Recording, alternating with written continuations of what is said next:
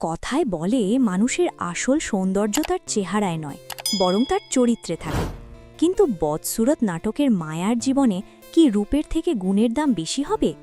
গত পর্বে আমরা দেখেছি জামাল সুস্থ হয়ে বাড়ি ফিরলেও মায়ার ওপর থেকে অন্ধকারের মেঘ কাটছে না, বরং এক ভয়ঙ্কর ষড়যন্ত্রের জাল বোনা হচ্ছে তার চারপাশে। যে মেয়েটি শত অবহেলার পরেও নিজের ঘর আগলে রাখতে চায়, তার কপালে কি শেষ পর্যন্ত চুরির অপবাদ জুটবে? আগামী পর্বে আমরা এক অন্য মায়াকে দেখব।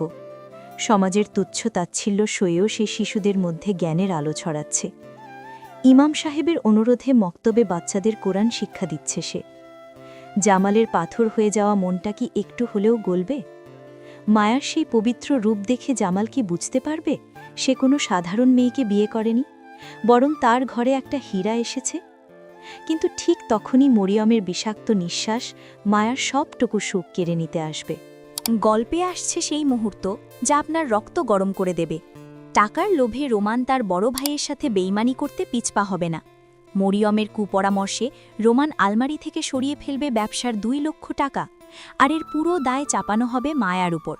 ভাবুন তো একবার, যে মেয়েটির বাপের বাড়ি বলতে কেউ নেই, তাকে যখন চোর বলে অপবাদ দিয়ে বাড়ি থেকে বের করে দেওয়ার হুমকি দেওয়া হবে, তখন মায়ার মনের উপর দিয়ে কি যাবে? মরিয়ম কি পারবে জামাল আর মায়ার এই নড়বড়ের সম্পর্কের ভিত একেবারেই ধসিয়ে দিতে? সবচেয়ে কষ্টের বিষয় হল মায়ার নিজের মামা মামিও এই নোংরা খেলায় সামিল হবে। সামান্য কিছু টাকার বিনিময়ে তারা মায়াকে অস্বীকার করবে। যখন আপন রক্তই বেইমানি করে, তখন মায়ার যাওয়ার আর কোনো জায়গা থাকে না। জামালের হাতে কি তুলে দেওয়া হবে সেই তথাকথিত ডিভোর্স পেপার?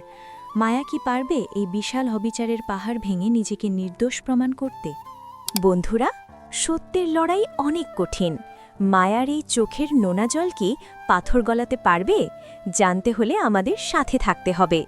বদসুরত নাটকের 20তম পর্ব মুক্তি পাচ্ছে আগামী 3 মার্চ মঙ্গলবার দুপুর 3টা 30 মিনিটে শুধুমাত্র ঈগল মিউজিক ভিডিও স্টেশনে।